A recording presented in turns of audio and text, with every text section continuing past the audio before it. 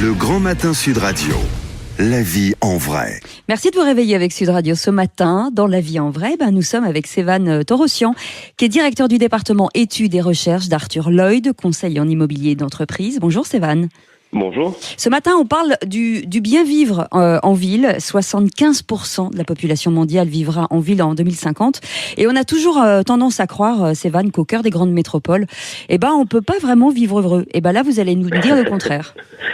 Tout à fait. Alors, donc l'un des apports de la deuxième édition du baromètre que nous venons de sortir, oui, c'est justement d'apporter un éclairage sur ce que vous venez de dire, sur la réalité des dynamiques économiques territoriales en France. Et donc nous avons observé dans le détail ce que nous disent les tout derniers chiffres sur l'évolution de l'emploi, notamment dans le secteur privé. Oui. Et si vous voulez, pour cette analyse, nous avons en quelque sorte découpé la France en trois ensembles. Mmh. La région parisienne, prise dans son ensemble, les grandes métropoles régionales et enfin tout le reste de la France. Alors, ce que certains appellent la France des territoires, donc les petites villes, moyennes villes, le monde rural, les agglomérations intermédiaires. Alors ça veut dire que environ 45 métropoles ont été passées en revue et vous avez créé, in fine, sur des critères bien précis, les grandes métropoles les plus attractives. Alors on voudrait savoir quel est ce podium. Sur les très grandes métropoles, justement, donc c'est Lyon qui arrive en tête. Ah oui, d'accord.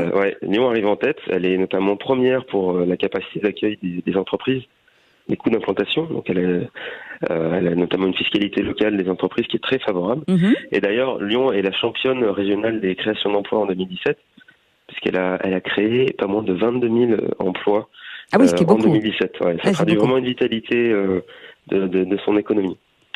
La deuxième ? La deuxième, cette année, donc, c'est Toulouse, qui est deuxième du classement. Ah, Toulouse.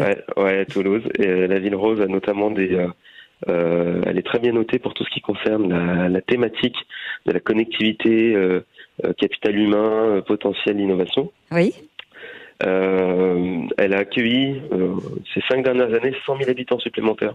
Donc je pense que c'est le signe d'une forte attractivité. Elle est aussi championne des métropoles de sa catégorie pour les dépôts de brevets. Une ville dans laquelle il fait bon vivre. Ouais, soyons clairs. Et la troisième ? Alors la troisième, c'est Bordeaux. Bordeaux qui est très attractive ces dernières années, avec notamment les dernières la mise en service de la LGV, qui la place désormais à seulement 2 heures de Paris. Et elle est, quant à elle, première pour la qualité de vie. Elle est notamment première pour tout ce qui concerne la sécurité des biens et des personnes.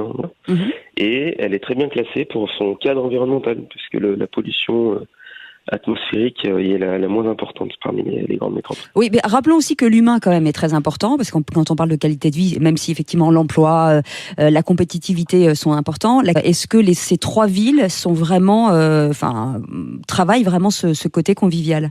Alors, bien sûr, en fait, ces 3 villes travaillent ce côté convivial, si vous voulez, à travers des politiques qui sont mises en place, qui consistent à réaménager les centres-villes, à développer l'offre de transport en commun, oui, à faire en sorte que les centres urbains soient vivants, avec une offre commerciale adaptée.